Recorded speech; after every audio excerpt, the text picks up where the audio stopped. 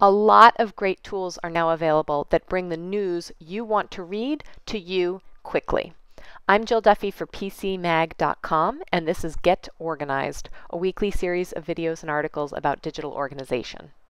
And right now on my screen is a service called Feedly, which lets you organize RSS feeds of news you might want to read. It's kind of similar to Digg. Let me show you that one. Digg has a reader feature now that lets you import RSS feeds. Now don't worry if you really don't know what RSS means. All it means for our purposes is that you have a URL and you subscribe to it so that when it's updated, you're alerted of those updates. This means if you subscribe to, say, the New York Times homepage, you'll know every time a new story is posted on that page.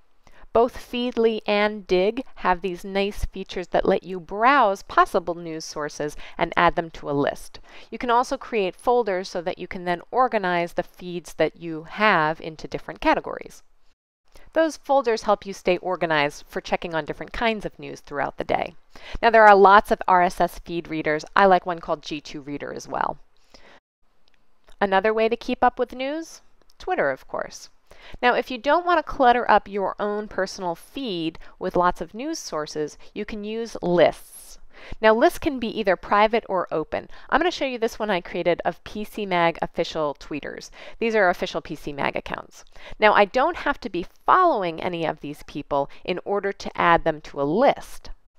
Another cool thing about lists is that you can subscribe to lists that other people made, so you don't have to build them all from scratch. And again, you don't have to follow all of the people on the list in order to get updates from that list.